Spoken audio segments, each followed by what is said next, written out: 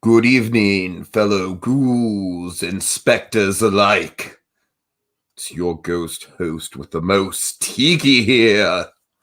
I'm Blue Dragon 5, here to engage in some haunted holiday hijinks by trudging through the catacombs and dusting off the cobwebs as we recount our spooky selection of Halloween classics. So light the jack-o'-lanterns, suit up, and grab the candy dish as we revive and recount tonight's spooky selection. Bojack Horseman, Mr. Peanutbutter's booze.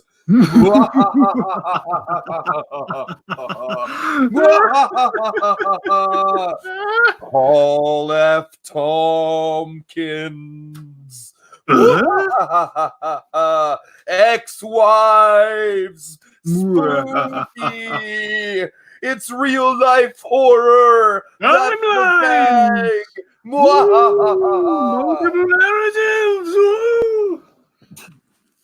Oh man, that was our best intro yet, Dragon. That was a lot of fun. Anyways, how you doing tonight, Dragon? How are you? Oh, feeling spooky. Are you doing better than Mr. Peanutbutter at the end of Bojack's annual Christmas party or fucking Christmas parties? Stupid Nightmare Before Christmas haunted mansion holiday. I blame that. Anyways, sure, that's right. Are you feeling better than Mr. Peanutbutter at the end of this episode, Dragon? Yes, I am, and I'm always happy. Mr. Peanutbutter's just a little bit miserable. Oh man. Okay, so Dragon, I'm glad you. Let's start on that note. Because, folks, we've covered every season of BoJack Horseman on the podcast. I believe we've kind of we haven't done we haven't covered every episode as its own podcast, Dragon. But I believe we've done retrospectives on all the seasons, right? What we've done, to my recollection, is I want to say we combined. If anything, we combined BoJack seasons 1, 2, and 3. I know we covered. I think that's what we did. We combined 1 through 3. Yeah. Basically, we did 4 and 5, not individually episode by episode, but we did an overview of all the episodes for those 2 seasons, if I recall correctly.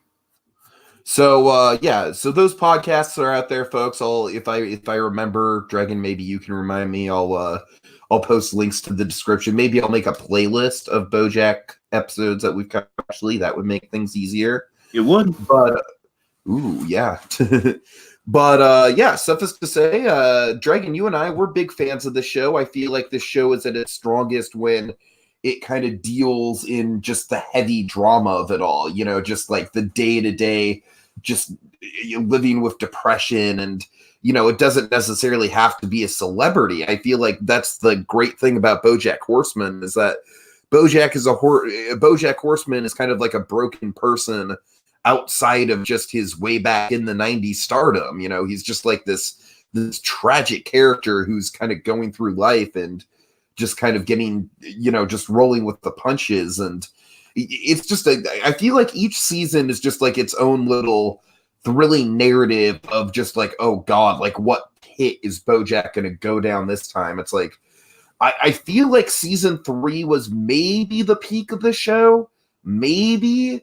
But I don't know. I'm glad that they're ending it. I'm glad that they're not just dragging it on forever. And I'm interested to see how they do with the, splitting the last 2 seasons up Breaking Bad style into one big season. That'll be fun. So suffice to say, Dragon, I still really like the show. I think season 5 might be. Season 5 still had some really good episodes in it, but overall it might be the least compelling one for me personally. I don't know. It's either 1 or 5 for me.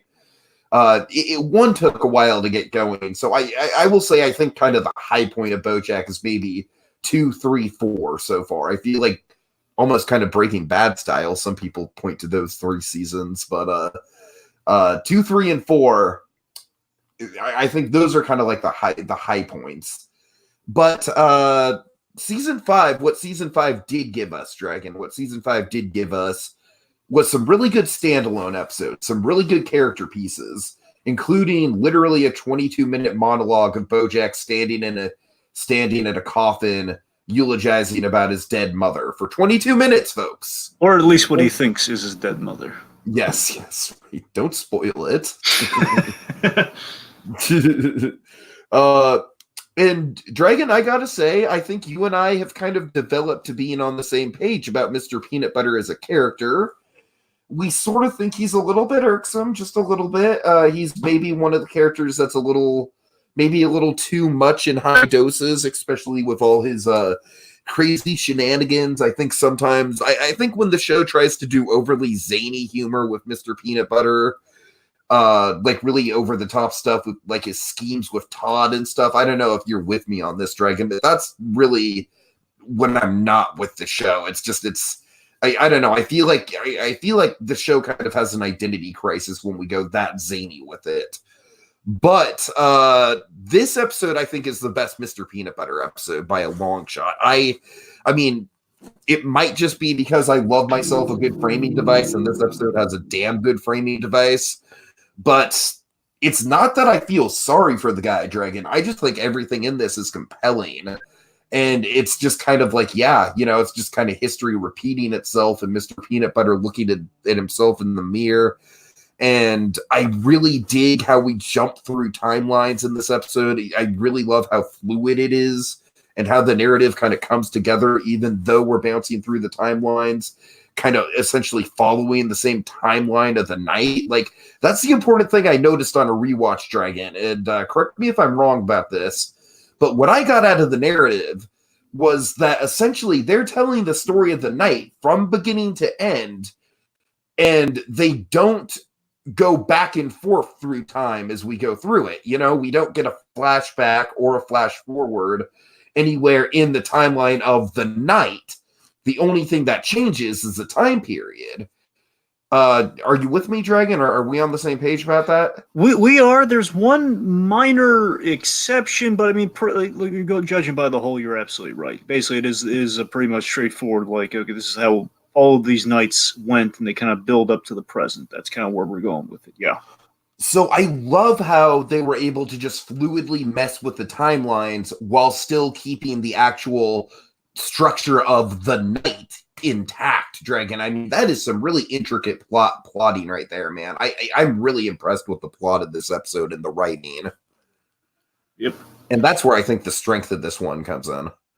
So, okay. I'm sorry, Dragon. Your thoughts?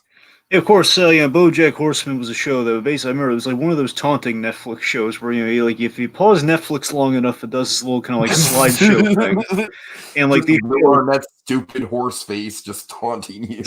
It's just kind of like that, and it's like, like all the shows you could be watching, and I keep hearing all the praise about Bojack Horseman, just look-wise, like, God, I don't know if I can get into this, man. Like, it's like anthropomorphic taken like a degree too far. To an extent, at least always just kind of in my mind, because basically the design of the show is something I always had to get past initially. It was kind of basically Bojack Horseman always had two things working against it for me from the beginning. That 5 seasons later, I've accepted. I can move past it, but it's like the whole the art style is vaguely Mr. Pickles. That show, that one. Oh God, yes. But I've always had that like distaste. The writing is so much better, though, Dragon. It is. I hear you. I hate Mr. Pickles as much as you do, Dragon. I really despise that show, but and that's what I'm saying. So I'm saying, like, from the very beginning, that's always what I felt about Bojack. Where just based on judging the book by its cover, so to speak, it's like, oh man, it looks just like that art style. I don't know if I get into that. Then you watch the show and you look, okay, it's a horse with. Basically, this is weird human-horse amalgamation where it's a horse with hands. What I was sold on the show as? What my friend sold it to me as? What? The horse is Bob Saget. Man, I didn't think about that. It's awesome. That's actually really clever. Yeah. That was back when it was just season 1, but he was like, Tyler, you've got to watch Bojack Horseman. It's like Bob Saget is a horse. Well, so basically, for me, of course, it was the Will Arnett factor, and it was the fact that it's getting the acclaim. And again, basically, that last kind of little slideshow thing is like, man, in freeze frame, it looks kind of like, man, there's something kind of, I don't know. I mean, I'm all past my Marvel stuff. Might as well just, okay, I'll check it out. You check it out. You give it a watch. At this point, I forget if it was just 2 seasons early, or I forget if it was 2 or 3 seasons up at this point. The point being, I binged it. And honestly, the other things I looked at, like kind of the critic reviews, and it's like a number of seasons got like 100%. Like what is going on with this thing? It's like 100%. I gotta look into this.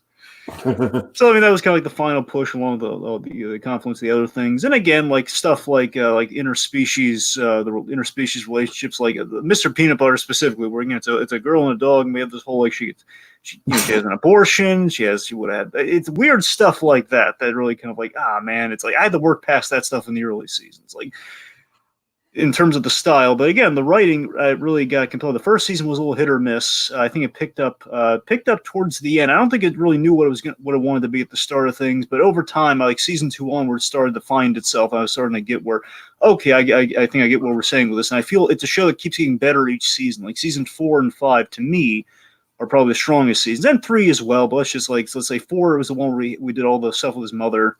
4 might be the best, honestly. That's what I'm saying. 4 did a lot of really cool things. 4 did a lot of really neat things, and 5 to me was narratively most impressive. That's the thing. And 5 still, I would say, hands down to me. Bear in mind, I'd probably have to give the whole series a rewatch. Which by the time the last of the 2 seasons comes out, I'll probably do that. But what I'll give 2 is that I think the New Mexico stuff in 2 might be some of the most chilling things I have ever seen in an animated show. It is very chilling, but again, season 5 is kind of the payoff to a lot of that. So there's the point. That's true. My point is 5 has a lot going on for it, especially in terms of storytelling, and one of the big standouts, and again, there are a few as we listed out with the eulogy one, there are a number of episodes that showcase kind of narratively what we're doing here, and I gotta admit, this one might take the cake for the most narratively impressive in that we're balancing 4 timelines and we get away with it. Yeah, so in spite of the fact that it stars a character that Dragon and I aren't really that partial to, and we kind of share that dislike. I remember you defended him in the early days, though, because I didn't like this guy from the start. I kind of liked him as here's the thing, Dragon. I enjoyed him as a foil to Bojack. Like, that's where I really think that Mr. Peanutbutter is at his prime. You know, he's kind of like got this Ned Flanders quality to him where, you know, he's just always in this preppy mood and everything just goes right for him. And I really did enjoy him as like an antagonistic, like rival to Bojack who's too dumb to realize that he's a rival to Bojack. But when Mr. Peanutbutter started going into like all the relationship stuff with him and the shenanigans with Todd, and he and Bojack barely interacted in some of the later seasons, that's where I lost interest in Mr. Peanutbutter. I love the Mr. Peanutbutter and Bojack dynamic. Anytime they do anything with that, I'm all on board for it. But yeah, I feel like both the shenanigans and the relationship drama stuff are a little played out, honestly. Yeah, I mean, look, Mr. Peanutbutter over time, it's this fact of, I don't know, I think it was a little you can't even like you can't even get into like just the base premise of just the antagonistic relationship he has with Bojack.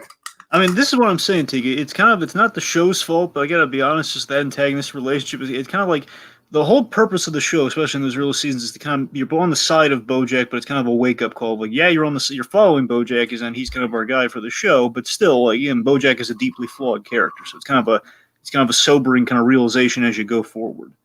Right. But for me, it was like it kind of fell into the trap of, man, it makes me feel weird because I'm feeling sympathetic towards Bojack with this guy because I can't stand this guy either, which makes me feel like Bojack. What does that say about me?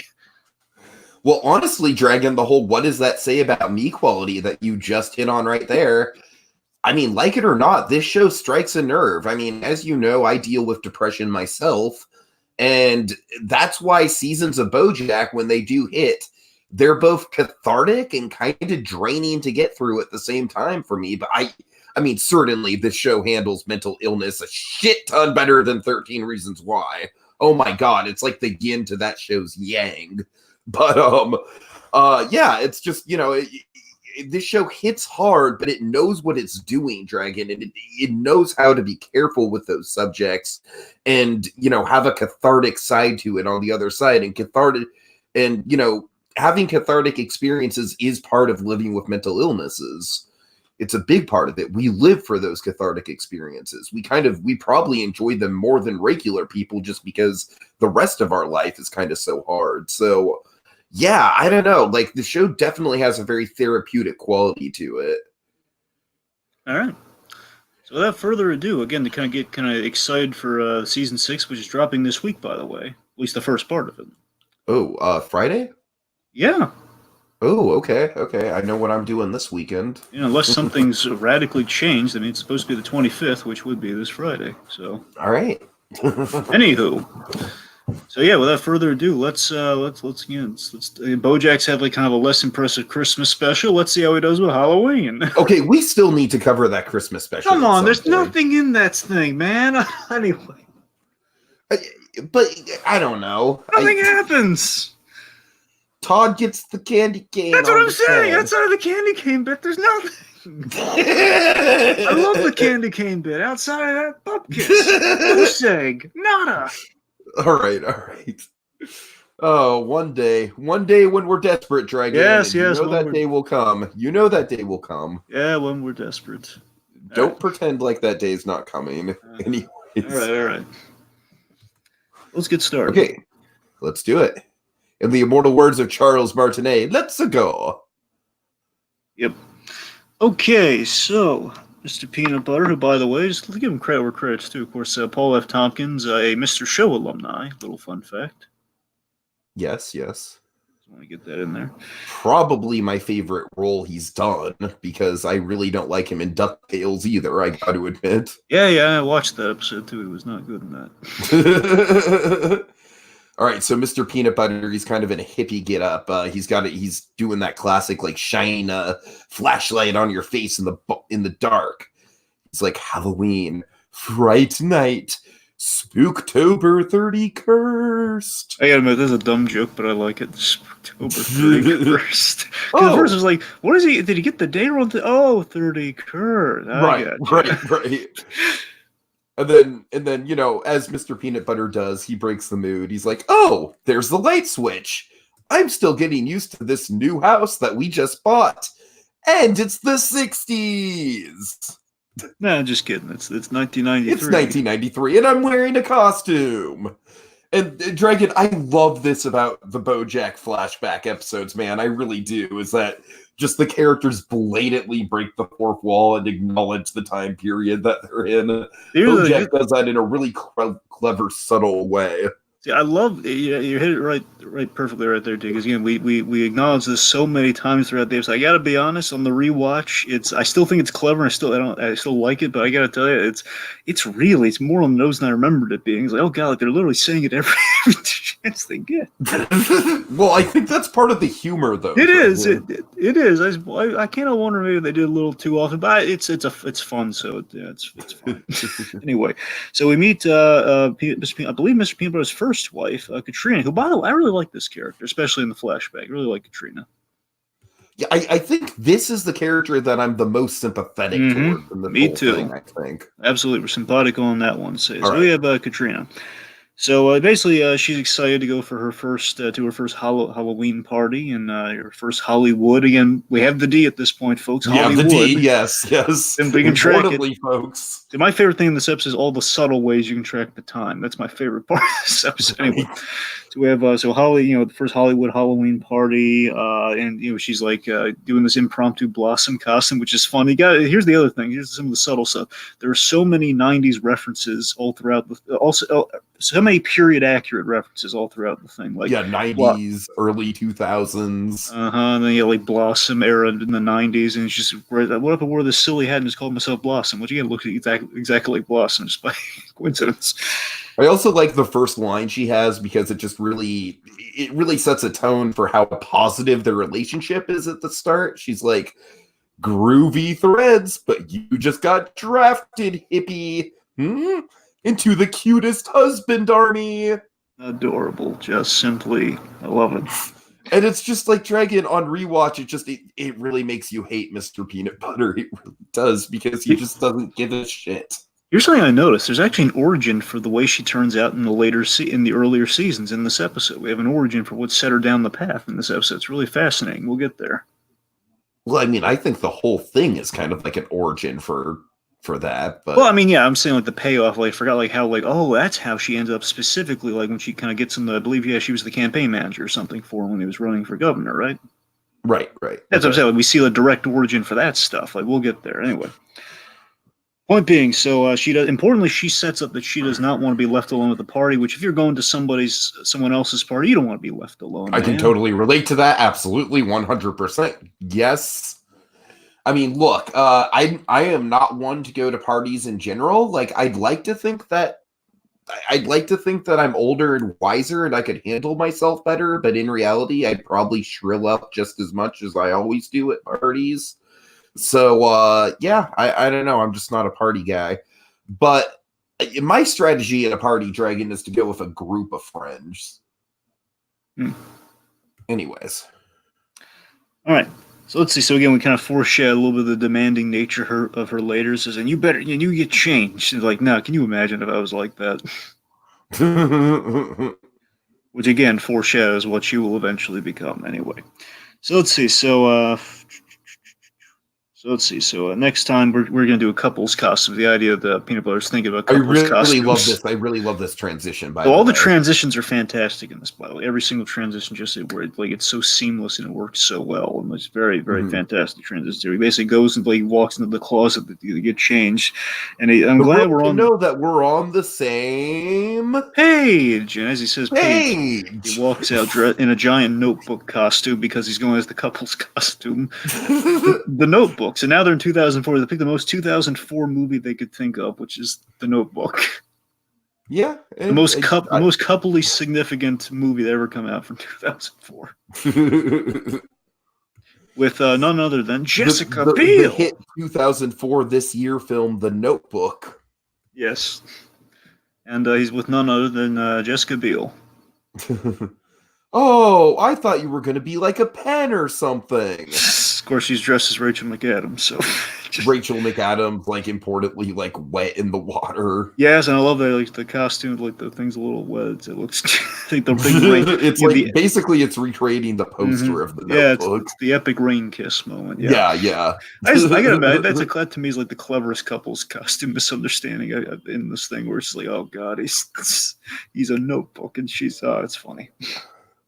So Jessica Biel's got some funny lines. I think her story is like probably the least sympathetic, but she's got some funny lines. She's like, "Oh, everyone's gonna recognize me as hey, is that Jessica Biel from the upcoming Blade Trinity?" And then I'll say my famous Blade Trinity catchphrase, "Stop goofing around, Blade." Of course, Blade Trinity, the reason we have Deadpool. It's a little fun fact. Oh my god! Seriously, it is. Go check it. Sorry. Yes. So she's. Right, so we set up. This was not good for Katrina. So are you sure that you're going to be okay at this party? We're setting up disaster already with this. This is going to be a big runner throughout the episode. Like, oh yeah, I'm not Katrina. Mm-hmm. So we also set up that she has a fear. What is her fear, Tiki? She's she's deadly afraid of mummies. Mummies. Oh God! I'm not afraid of mummies. I just don't like them because of an incident in my past. So Dragon, remind me, who was it that was afraid of pirates? It's Rick, Tiki. It's Rick from Rick and Morty. Oh yeah, right. That's also a funny fear. But yes, mummies. You know what's scarier than pirates? I think pirates are scarier just because pirates actually exist. Like there's a real life connotation to pirates. No, I mean, do you know what's scarier than pirates? Oh, what's scarier than pirates? Pirate clowns. Oh, you're goddamn right. Anywho. Sorry, getting back on point here. So she's basically, I look, we have a different promise each time at this party here. Okay, so promise 1, don't leave me alone. Promise 2, keep me away from zombies. Or mummies. Mummies, yeah, sorry. I'll make a mental note a mental note of it. I'm a notebook. So I love that we continue to walk out of the house, and this is what you're talking about, the narrative structure. Basically, the night is proceeding. So Mr. Peanutbutter leaves from his house to go to Bojack's, and then the party continues. That's pretty much our structure here. But again, we keep We keep shaking up the timelines. We keep going until he walks essentially the foyer to the outside the house. We then go to 2009 with his little costume discussion with Diane. And what is Diane's costume, Dragon? Where she's got a convoluted inside joke costume, which is Baby Bjorn Borg. God. So for the kids out there, so for the kids, it's kind of a duo cast. It's kind of a trio of things here, where it's the baby from The Hangover, whose name is Bjorn, which is also the the famous tennis player, and yes. and you have of course the Borg from Star Trek, Next Generation. Oh man. Dragon, and to think that I thought my Jim Henson zombie costume was niche. Yep. And then importantly, Mr. Peanutbutter is just dressed as Zach Galifianakis from The Hangover. Who again held the baby, so that's the gag. So he's the one who's saddled with the baby, and of course, kind of the baby of the group in a sense. Dragon, do you know who Zach Galifianakis' name was in The Hangover? Alan. Alan! God, sorry. I walked right into that one because I thought, like, oh man, maybe you just genuinely forgot. Like, no, you remember. Alan! Anyway, okay, so Diane is sorry, let me rephrase that. Okay, so we established the tradition at this point of the X's are hold on, I like the Diane line. Why am I saying the Hangover movies? There's only one Hangover movie, and it's in 2009. We're in 2009. God, just so forthwally. Okay. Right. I'm sorry. Go ahead. Anyway, so basically we established at this point again, so the tradition of the X's going to Bojack's parties, which lead to disaster. It's like, oh yeah, you're fun. You don't have to worry about any of this. And of course, Diane, the next dilemma is that Diane is not a fun person. Yeah, I love how self-conscious she is of herself throughout the episode. That Diane is like the most relatable to me. The promise with Diane here essentially is that it's more on her part that she's not going to cause a blow up like the other exes have. So that puts pressure onto her. So that's kind of the next promise. And that's the thing that's relatable to me, is that I always put pressure on myself at parties. Right. Like, I'm always either like, am I talking too much? Am I not talking enough? Am I the creepy guy in the corner? Am I the jackass who's... Anyways, you get what I mean. Yeah, you get the guy with the anxiety is fun. Yay. You're the guy with a punch. All right. Yeah, pretty much. Okay, so then he gets in the car, and of course, the I love you transition to Pickles. So, isn't it so appropriate that, again, like, my worst fear of what the show could have been is the name of this girl? Yes, I do think that's appropriate. And if they had a couple's name, again, with Mr. Peanutbutter of all cares, Mr. Pickles. Oh, God. She does call him Mr. in this episode. She does. That she does. Anywho, sorry, getting back on. Okay, so enough of that. Oh, I love you too. Yeah. Of course, we establish here that she figures, basically says, "Oh, Pickles." She figures that Bojack is a fiend for Halloween, fiend for the ween. And then we, oh god, because then we go to the 1993 kind of horsing around era Bojack, right? Well, yeah. Really quick, let's establish the costumes for Pickles and Peanutbutter in this. Yes, tweed feed. Yes. So they're wearing tweed jackets, and they are on top of those tweed jackets. They are wearing basically food items, and these food items essentially is like the idea is that Pickles is the youngest girlfriend he's ever had. So she's very much about the Instagrams and basically Instagram meets Snapchat. That's kind of what her gimmick is right now. All right, so yeah, then Peanutbutter drives away, and we transition back into, like you said, back into the whole, like, this party's gonna be dope, booyah! And we have the 4-panel shot here, which is really impressive, like all 4 timelines. Basically, we've set up everything we need. Okay, 4 panels, all heading to Bojack, our namesake character, and this is not gonna end well. I think the funniest one is Jessica Biel, like, trying to steer while Notebook Peanutbutter is just helpless. Yeah, it's ridiculous. All right, let's see. So we arrive in the modern 2018. So in 2018, we arrive. Basically, by the way, really good cold open. Yes, excellent cold open. Yeah. So let's see. So again, as I said, so Pickles is figuring that Bojack is is a fiend for Halloween, and we then cut to the past with '93 with horsing around era Bojack. Is kind of a hat. He was a little bit is before all hope was dashed. Essentially, it's before the Man, downward spiral. this is like the Bob Saget thing. You know what I mean? Yeah. How Bob Saget turned from like this lovable family guy into just like a really dark comedian who's just very cynical. Yeah, I forget if he was still friends with the Herb character at this point yet. If he was still friends with Tucci or not. I think Herb gets referenced at one point in this episode, doesn't he? Yeah, I believe he does as well. I just can't. I think so. I think it's a positive. I don't know if it's a positive reference or not, but the point being, we reference Herb anyway. So let's see. Mr. Peanut Butter's rationales that Bojack. He always. Basically, always says he always has his Halloween party.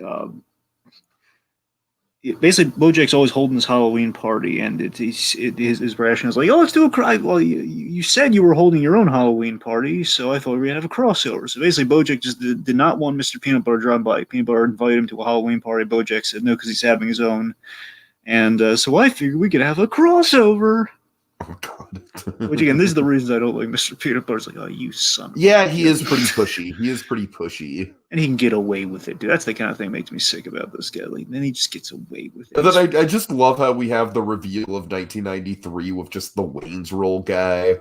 Mm-hmm. And then the hippo. Let's see, we have the hippo. Oh, the hippo's Garth. I just realized that. So the point being, we have very accurate costuming here for all of our guys here. So oh God. And then the door opens once again. It's the Notebook couple. Mm-hmm. So now we're in the 2000s, kind of the 2004 era here, which is at the end of last year's Halloween party. You said, "Let's do it again next year," like you've said for the last 11 years. So again, obviously, here's the thing. There was a fun reel in this because I thought it was like misinterpreted as Bojack just being sarcastic, and that's why this kept happening. But apparently, by the end of things, it was an enthusiastic, like, yeah, let's do this again next year. But of course, Bojack completely forgotten it because he gets drunk. Mm-hmm. Okay, so I'm sorry. Let's go through a few of these costumes, Dragon, because I think this era is like my favorite favorite costumes. 2004 has like 3 costumes that stick out to me. You have Shrek. Of course, Shrek 2 had come out in 2004. You have Shrek. You know who, Dragon? That's also a celebrity cameo. It is who? It's Jorge Garcia, the fat guy from Lost, Hurley. Oh, it's Hurley. Yeah, because they're talking about Lost. And of course, there are a lot of celebrities at this party too, and of course, 2004, it's right at the height of Lost. Yes, and there's a really good Lost gag. I'm sure you're going to appreciate later. Yeah, of course. Let's see. I also love the cat who's supposed to be legally blonde. Yep, we see some incredible stuff later at the party. I also like the basketball player wearing the Bugs Bunny ears. That's clever. Space Jam. Yeah. We have Beetlejuice there. Beetlejuice, yeah. A lot of good costumes in this era. Yes. All right, let's see. So, basically, today it's been running for 25 years, and again since '93. Basically, I keep thinking here's the easy way I can remember 25 years. I remember the Phantasm anniversary, which is oh man, '93, which basically anything from '93 is 25 years. It's anyway. Oh, I love when you can cheat at math like that. Just not even cheat, just have little side avenues you can go down to get it done easier. Yep. Anywho. All right, so so we're running. The point being, Bojack dreads the realization today that oh god, it's not Halloween, is it? As basically Mr. Peanut Butter and company all enter the place, and Gina, his current girlfriend, voiced by the lovely Stephanie Beatrix, from Brooklyn Nine-Nine, and so on and so forth. She's asking what the heck's going on here, and Bojack saying, "Why didn't you tell me you were going to have a costume party?" Because we always do. I don't want one. Every year this happens. I try not to have it. It happens anyways. Really good Will Arnett sardonic delivery there. I'm just noticing that the shrimp guy has shown up as Beetlejuice in all three of the eras. Good, so I'm not crazy, guys. I remember Beetlejuice. No, I just think the shrimp guy is a really big Beetlejuice fan. Good, because I was, I was crazy there because I thought I know I saw because this guy's obviously he's in the present image that we have right now, but also because I could have sworn I saw him in '93. So okay, it's just Beetlejuice kind of maintains itself. Okay. Maybe that's just the gag, is that Beetlejuice is just a timeless classic. Yeah, I can get behind that. All right. So, so Gina, she, of course, Gina's a very important part of season 5, by the Oh way. God, I'm sorry. I love some of these. We have like a Negan. Yep. Go ahead, sorry. Anyway, so again, Gina, of course, she's a very pivotal part of season 5. This is kind of a light episode 4 where Gina doesn't want to be without a costume, so she leaves to kind of go for a makeshift costume. Like, don't let the party die down without me. I can promise you, I'm not gonna do that. Another promise. Ding.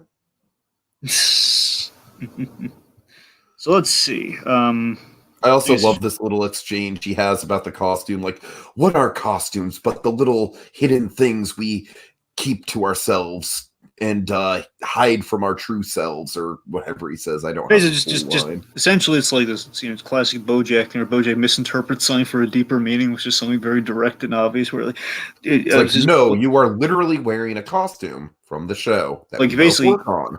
He's wearing his Filbert costume. He's wearing his detective character costume. Like, do you mean in the sense we all wear costumes every day and perceive falsely of ourselves, but our truest selves remain hidden? No, literally in a costume. Oh, right.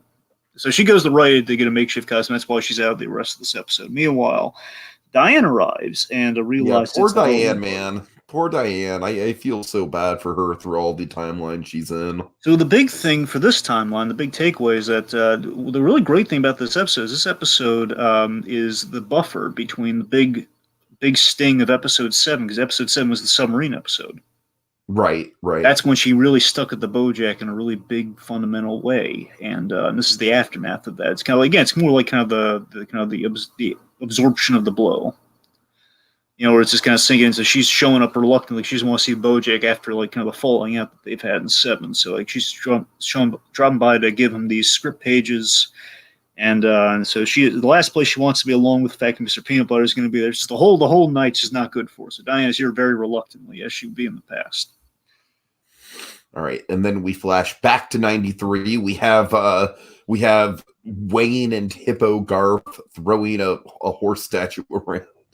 I'm sorry, Dragon. I really love the Garth in particular, because I was Garth for Halloween, I believe, senior year. And Bojack, he's very overwhelmed in 93. Basically, he's looking. He did not plan this party at all. This all kind of swarmed over.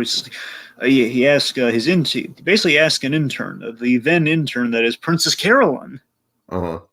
As Princess Carolyn to kind of help maintain things, and essentially hand out Emmy screeners as for the trick or treaters at the door. And I love this is my favorite part of the episode. But I love the Emmy screeners idea, because again, actors always get Emmy screeners. Princess Carolyn just gets like instantly into it, man. She does, and again, I love this lady when she was kind of hungry. Those kids will be holding out their hands for friends. And again, what's even God, it's great. But anyway, my point is, I love the fact that, of course, she's in an Amelia Earhart costume. Of course, earlier in the season, I think it was like episode 5 or something, we had the big, we saw why Amelia Earhart was a big deal for her. It was like a huge symbol for us. Again, we're tracking a lot of great stuff. Episode 8's kind of like, it's not in the middle of things, but it kind of feels like the middle of things in a sense. Mm-hmm. All right, so she's giving out these Emmy screeners, which is genius, by the way, because like Kevin Smith gets tons of like Emmy and Oscar screeners. It's mainly Oscar screeners. So many, because you always have to, you're the vote on the committee, essentially. It's like a SAG thing, essentially. Anywho, so now, so she answers the door, and I love the subtle touch. So when she opens the door and handing out the Emmy screeners, I love the tape on the box, because now the year shifts. Like now it says like. Because now we'll say like 2018, or like basically have like a tape over the older years that were on the box, because it starts out with Emmy screeners into the 2009 and the 2018. Let's see. So Diane basically, so she shows up, and she's the annoyed writer who hates Halloween. And well, you're really nailing it. Yeah. Let's see. So then it's back to 2004. My favorite gag in the whole thing. Todd. Yes. Oh my God, yes. Oh, I love Teenage Todd. Oh God. The trick-or-treaters show up, and Princess Carolyn, she's taking no prisoners here, and you're too old to trick-or-treat and too young for this party. It's Todd dressed as Ghostface. Basically, he pulls the mask off. Oh God, it's Todd.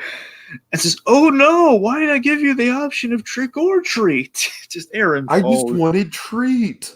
Aaron Paul is just next to Will Arnett is probably the best part of this show. Just Aaron Paul is fantastic.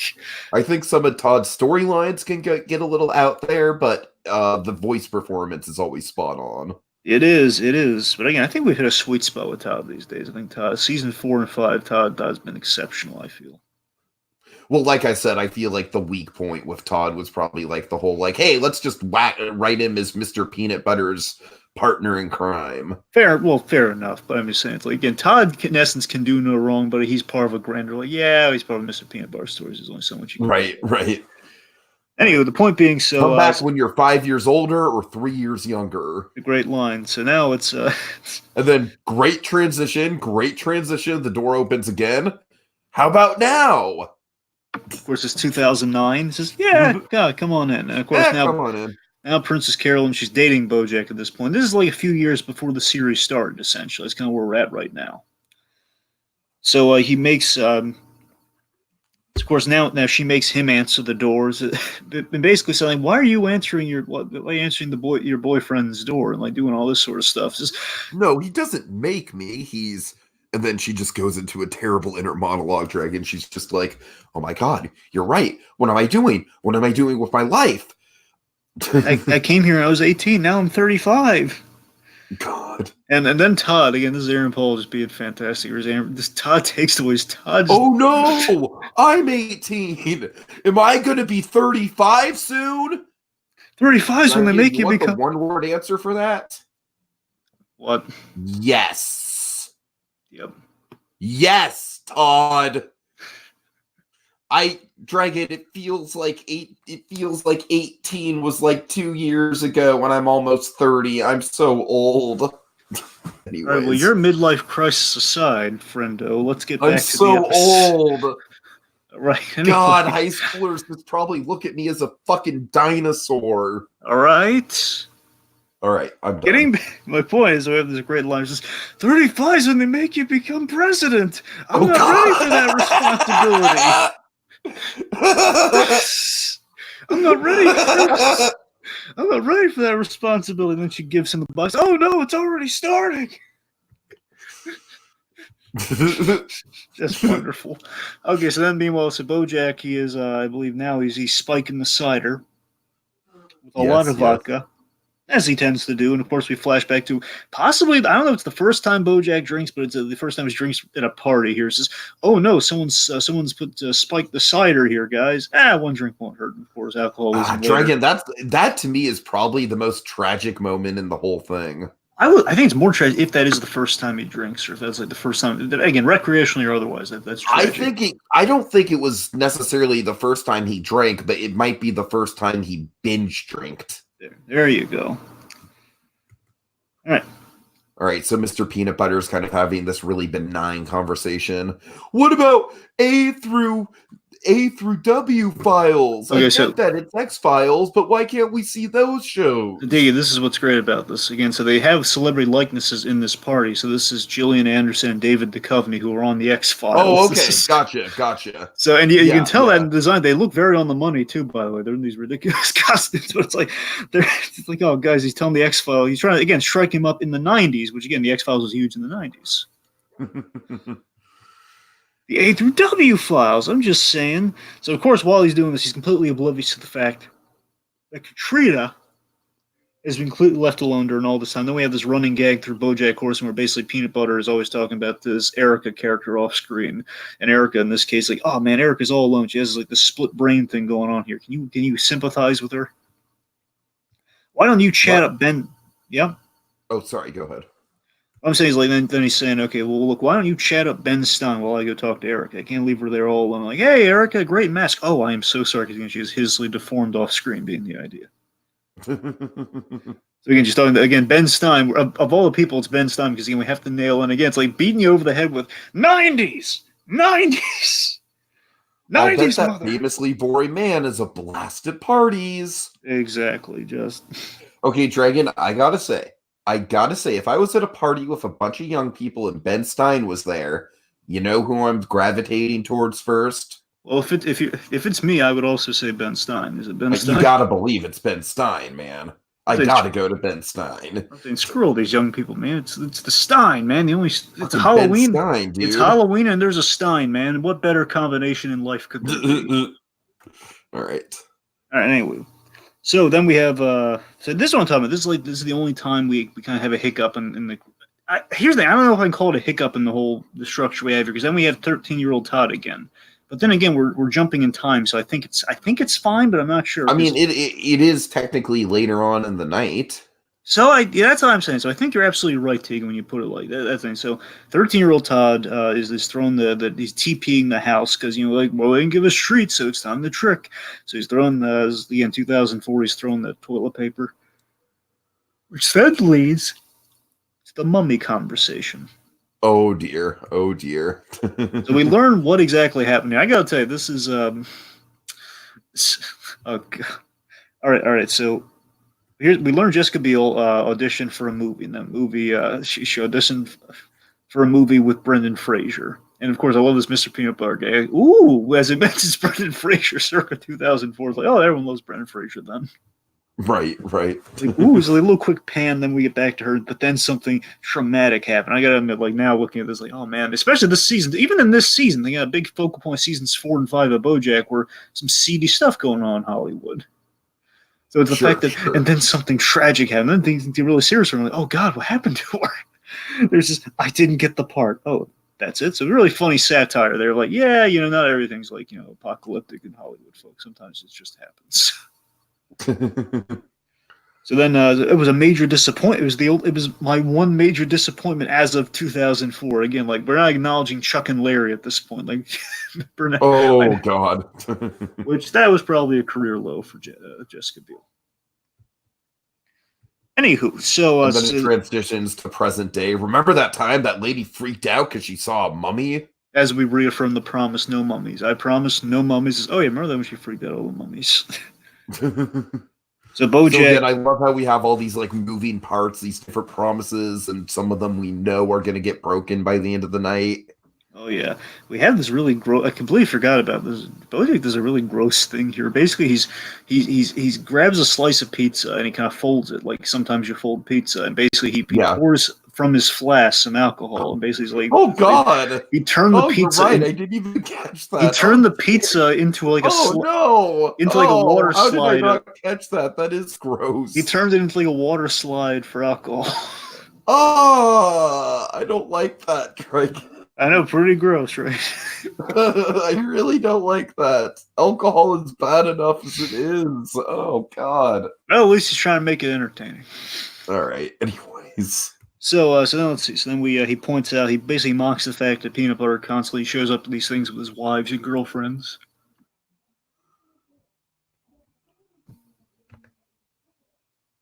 Yeah. Yeah, and we have Pickles show up, and of course he's met Pickles already, but completely forgets about her because he knows she's not going to be important. I love that he calls her out on this. Like, do I need to know this one? Because she then gives him like the whole, like, if you forget my name, remember, because you can't think my name, you're in a pickle. Just add an S. Just add an S. The point Bojack just kind of calls it. Do I even need to know this one? Are you guys going to be together for? This is going to be like a long-term thing, which is kind of cruel when you say it like that. He's not wrong though. So you think, oh, you're teasing me because you like me. Is that what people think when I tease them? They think I like them? That's great. We have this really gross line to me where we learn that she's 25 years. Basically, oh, yeah, we've been doing this for 25 years. Oh, that's when I was born. Like 1993, that's when I was born. That's not right, man. I did not realize that. That's like, oh, God, Peanutbutter, you disgust me, man. You're a bad dog, man. I'm open-minded when it comes to the aging numbers thing, but I'm saying 25, there's a line, man. 25 is way past that line to me. I don't know. Anywho. All right, so, meanwhile, Diane's not having a great time. She's back in 09? It's 09. So Diane's not having a great time here. She's explaining her costume. She has to explain her costume to everybody. No one gets it. And they have this really great biting yet true line when Diane says, you don't need to say that you don't get the costume, all right? Obviously, you don't get the costume. You just ask what it is and then move on. Yeah, for sure. I can relate to that. So Diane doesn't want to leave because she wants to be fun. It's like, I'm fun. I don't want to leave again. She's putting pressure on herself to impress here. I don't want to leave. I want to leave. Because she's blocked in, basically in the present. She wants to get out of here, but she can't because she's blocked in a party, which is like the worst thing that happened to you. By the way, you're stuck at a party because you can't pull out. Oh yeah. And she's blocked Who in has by the yellow military assault vehicle blocking me in. So again, this is business Todd right now in the present. This is Todd, the kind of the corporate founder who has this whole thing with with the vacuum cleaner. Kind of moves up the corporate chain, becomes becomes like the new face of the Me Too movement essentially. Oh God.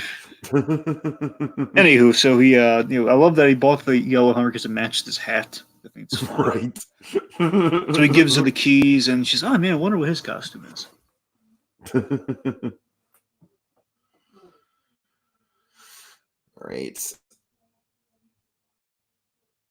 So then, oh God, this scene is a bit cringe. Like, Pickles comes up, clearly too many drinks, just like fumbling all over Diane.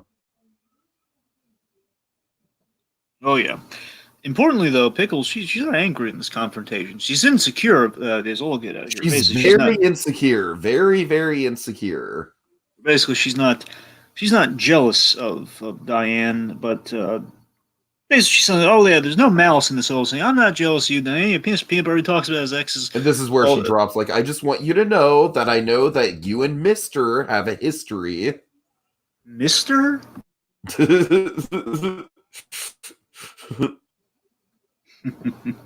All right. So then, essentially, she kind of goes off here, and then Peanutbutter he kind of has this moment of epiphany, where it's this almost epiphany, I should say, where he's talking about his exes again, and kind of the slow realization of when I first meet my exes, they were fun, and then they get cynical after me. What is the common denominator? I'm the guy in the audience saying, I can't figure it out at all. I'm the stupid guy yelling at his TV. It's you moron! You're the common denominator! Eat some chocolate, I hate you! Oh God. It's Halloween, if you're gonna go out, tonight's the night! Oh jeez. Oh God. Anywho. Oh man. So Peanutbutter has abandoned poor Katrina yet again on the balcony with Bojack, who again she really doesn't have any attachment to. Just like, hey, Bojack, right? You met him before. Yeah, but it's Bojack. So Bojack's questioning the hat, and they realize, oh man, I gotta get a Halloween costume. Also, Peanutbutter is wet specifically because the conga line led him straight into the pool. Yep. It was wild. I've never felt so alive. Let's see. So back to 2009. So speaking of Bojack, so Bojack is on the phone. I believe he gets a call too. So we get a call. Then we go to 2009. He's on the phone with his mother, who basically is breaking the news to him that his father got killed in the most ridiculous of ways. So Diane wants to go home when Diane at this point she wants to go home when all right, so then basically Mr. Peanutbutter spins it to Diane, like, oh, come on, stay, stick around, and like, essentially says something along the lines of, hey, go say hello to Bojack, say hello to weaning. You got to wean yourself off of this insecurity. Say hello to weaning. So let's see. So then we go back to it's Halloween, a night to face your fears. Exactly.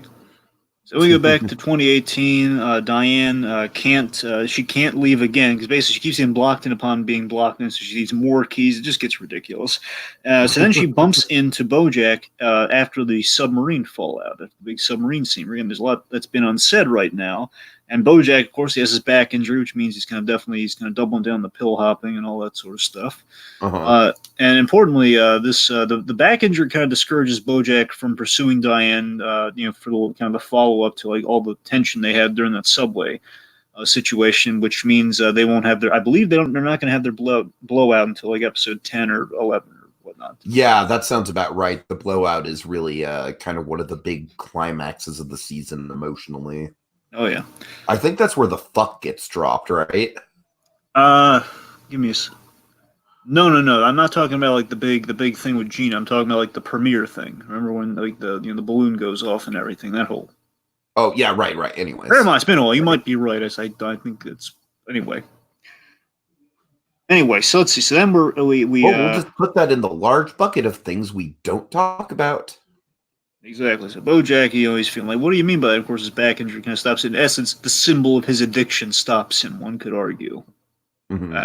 Symbolism. Symbolism! You can hear the reverberations of that symbolism. Anyway, so... What was that? Well, you're hearing, like, when you put a symbol together, you have, like, reverberations. Oh, okay, I get it. All right. Anyway, so... Okay, transition back into horsing around era, Bojack. Hey, Dorman, I don't have a costume, and I don't want to look stupid at my own bitchin' party. Princess Carolyn comes up with, this is really clever, it comes up with one night stand, which basically puts a lampshade on his head, so, yeah, you're a one night stand. Get it? Meanwhile, Katrina, she's involved. Okay, so this should be a producer or something. Yeah. Yeah, right. So then we have this is a really smart gag here. Katrina tells Miss Peanutbutter she just got involved in a debate with Ben Stein and Tim Allen on government spending, which, of course, for the folks out there, if anyone didn't know about this with Tim Allen on Last Man Standing, of course, that show kind of feeds into some of Tim Allen's kind of political stuff. Where Tim Allen, he's he's unapologetically political on that show, and it's the fact. The point is, like, Tim Allen, he's a guy he'll call out things on that sort of. That's kind of what we're getting at here. The fact Tim Allen has an opinion on government spending. That's kind of what we have here. But Ben Stein's also a really intelligent guy on this sort of stuff as well. And in real life, they very much are kind of political debaters, as it were. So the point is, like, she just got in the middle of these two having a conversation, which is just hysterical. It's just like, I'm not having a good time. And this is a really cool thing that we see as a runner throughout the next few minutes is the whole, like, fade out of color when she yells. Okay, well, two things. All right, I jumped over something a little important here. So this is what I'm talking about. This is like the beginning of the end here. It's just, I'm not having a good time, but I was inspired. Basically, she was inspired by that kind of business conversation about government spending, about money and show business, which, of course, is going to, like, lead her to be a political, basic campaign manager for Mr. Peanutbutter. That's where it kind of begins right there. Oh, yeah? Interesting. Anyway, so then she's like, yeah, I only left you for 10. You got all this from a 10-minute conversation. You left me for an hour and a half, and I'm not having fun. So basically, the record stops and the lights come on, and then we have this is easily my favorite gag in the whole piece. It's a deep cut gag, but it's the most 90s-esque gag you could have. We have a home improvement transition where and it's not just here's the thing. It's they have the what Mr. Peanutbutter says, but then we have the transition where basically we have like a Halloween load. All the commercial breaks on Home Improvement do this, where you have like the jack-o'-lantern is jack-o'-lantern made out of candy corn, which transitions you to the next scene. It's hysterical. Yeah, good stuff. So then 2004 happens. So then Bojack needs a costume, and Princess Carolyn uses toilet paper that's been used to desecrate the place to turn Bojack into a toilet paper mummy. Oh boy, the mummy. And then, okay, here's some great, oh god. Okay, Dragon, I just realized I'm pretty sure that Mrs. Incredible is supposed to be Evangeline Lilly. Oh! Yeah, because she's lost during the heyday. She's hanging out with Jorge Garcia. That makes sense. No, I get that there's a smoke monster, but other than that, it's just Gilligan's Island, right? Now, other than that, it's basically Lord of the Flies, but... That's a pretty smart joke, though. I like that. Yeah. Oh, it's a peanut just butter. Like how Jorge Garcia, he's just like not saying anything, but in his head, he's probably like, man, this guy just doesn't get it. Anywho, so then Peanut Butter spots Bojack Mummy, and then he runs... Oh, God, Dragon, I love this. I love this so much. So he runs to save Jessica, but he gets stuck in the door because his costume's very impractical. And not only that, Dragon, but he has just a very, very impractical way to warn her. Yep. I have it word for word, if you don't mind. Jessica! Am I written by Albert Hammond and Diane Warren, originally produced by Tina Turner, but popularized by Ace of Spades? Because don't turn around. Of course she does, and then she's freaked out Oh by... god, I'm sorry, Dragon. That kills me. That bit, I think, is my favorite joke in the episode because it's so silly. It's like Mr. Peanut Butter always has to go with like his in-jokey, Hollywood vernacular. And if he would have just said like, Jessica, don't turn around, there's a mummy there, it would have worked so much better. I mean, there would have been a chance she could not turn around. But instead, he just like gets twisted up on this really weird metaphor. So she freaks out the mummy, and then we go to 2009 here, where Bojack learns that his father died in the duel, which is just... But he didn't die, he didn't get shot, just to specify, the kids haven't seen it. He didn't get shot, he was about to participate in the duel where he probably would have gotten shot, but instead, he fell and hit himself on the head, which just over a really stupid reason too. Which point being, so he's basically learning all of this information on the phone. Which is why he's like taking like, what? A duel? What do you mean a duel? So he then I love that while he's in the midst of this, he picks up on, he's the only person at the party to pick up on what Diane's costume is, like right on the like, baby Bjorn Borg, like yes, and then she basically has like kind of like she's starstruck by Bojack, and I love the fact that he forgets completely that she fangirled on him like years and years ago. He's not going to remember this encounter at all, which I love that, by the way. It's just great. Right. Because the whole show is predicated on him meeting her in season 1, which of course now I love where he acknowledges that he's not going to remember. It's Bojack, first of all. Second of all, he's probably drunk as a skunk. So, and also this is just a very shocking moment in his life. Yeah, exactly. All right, let's see. So, point being, she's feeling very, very self-consciously. She feels she's embarrassed herself, the way that encounter went. Peanutbutter, he's having like a conversation with the folks from Glee, which I didn't have time to verify. If I'm a betting man, I want to say Melissa Benoist, who of course plays Supergirl now. I want to say she was one of the girls that he was talking to. Could be. I don't know. A lot of the CW stars, like both the Flash and Supergirl, were on Glee. I don't know if both of them were in that shot. I don't know, but I couldn't very well check, unfortunately. Anywho, so where's the music coming from? Doesn't seem realistic. So he's interrupted by a very self-conscious Diane, who says, "I hate big parties," and I hate big parties, and I can be more fun than I can't be more fun than your ex-wives. So Peanutbutter. So then we transition to the next debacle. And this is the next time where the record scratches and we go to full lighting. Yeah. All right, so let's see. So Peanutbutter is then apologizing to Pickles about talking about his exes, and Pickles admits that she's still really insecure about Diane, and I'm having fun, but this is fun. So this is like the last. So this is the fourth. Again, all these are happening very almost back to back at this point. Like the next record skip. It was like, I'm having fun. I'm always I'm having fun. This is fun, right? And then the record stops. Like, okay, now things are getting uncomfortable. Party's getting uncomfortable. So let's see. So Katrina, we then cut back to Katrina, who rightfully chews Peanutbutter out about leaving her alone. So little of you, and you never listen. Yep. Let's see.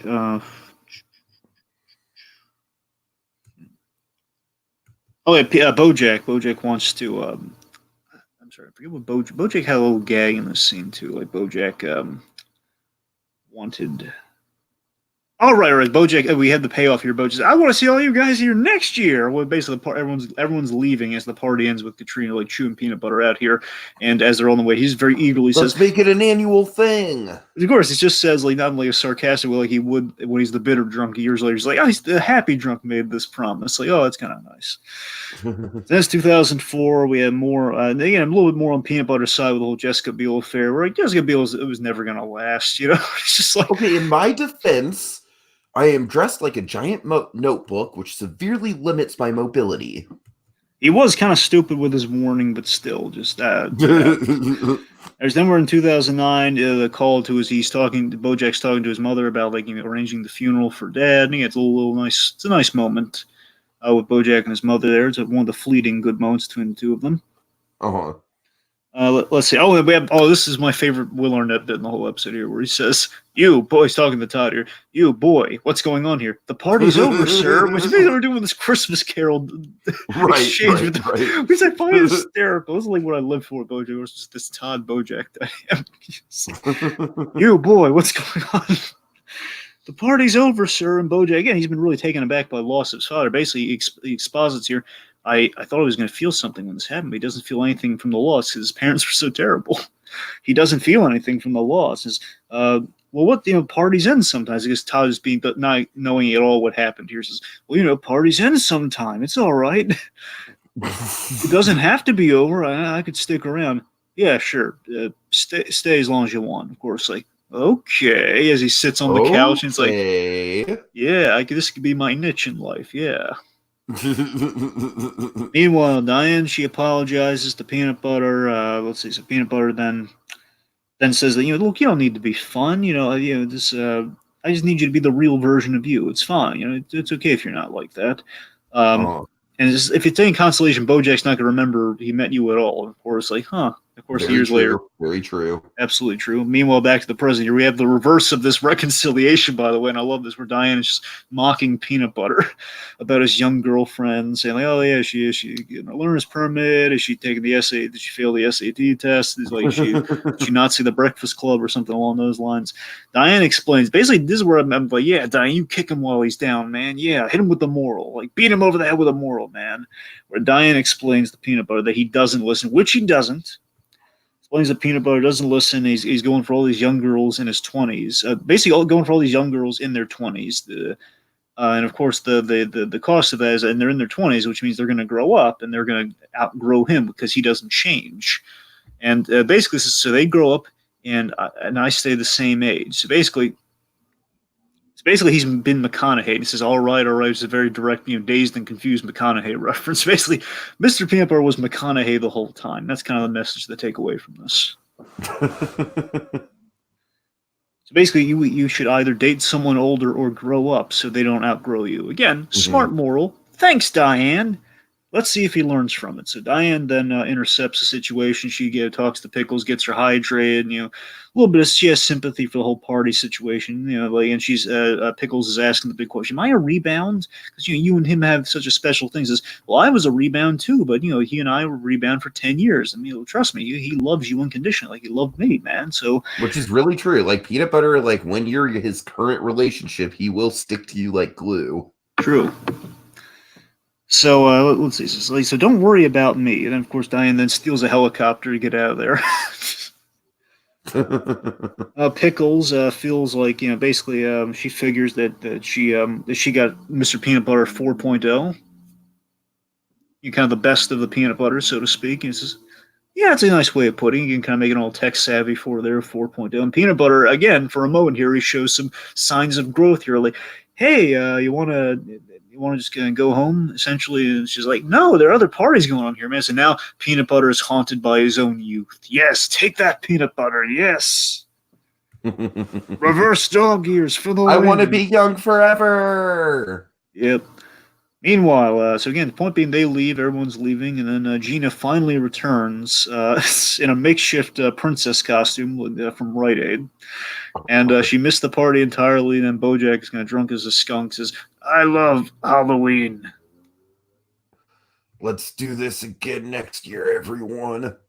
I'm going to bed. And that's the episode. That it is.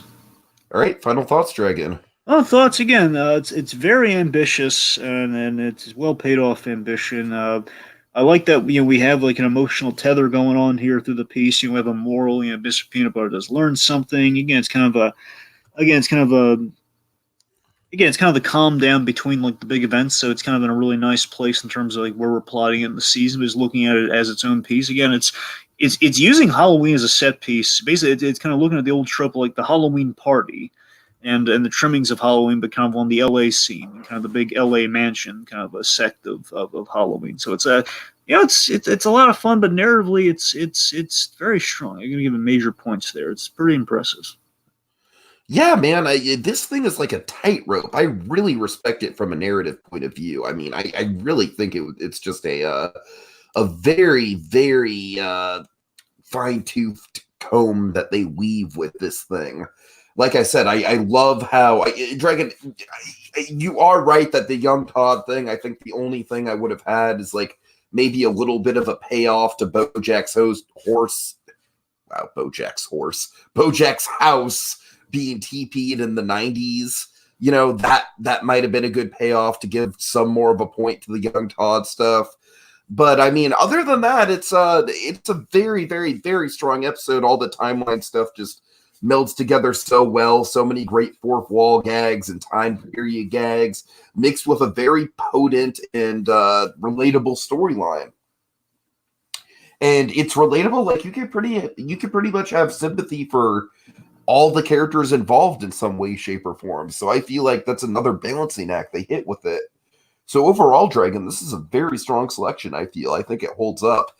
Now, having said that, I don't necessarily think, like, this isn't something I'm going to put on every Halloween, right? Because this is only something for Bojack fans. Like, you have to be 5 seasons into Bojack to really get the true poignancy of this episode. I mean, granted, I could see someone who's only passingly familiar with Bojack liking this episode for the structure, but I could also see that person being lost by the same point. Lost, Jorge Garcia. Anyways. All right, folks. That's the end of tonight's spooky selection. And our spirits grow weary. But they'll be stronger than ever next time as we engage in even more haunted holiday hijinks.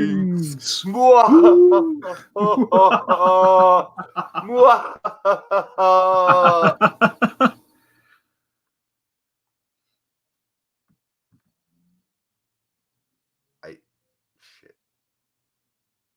Come on, give me something. Tricked. Oh no, I didn't get. Why did I give you the option? Trick or treat. I just wanted a treat. I just wanted a treat. Am I going to be 35 soon? That's when they make you be president.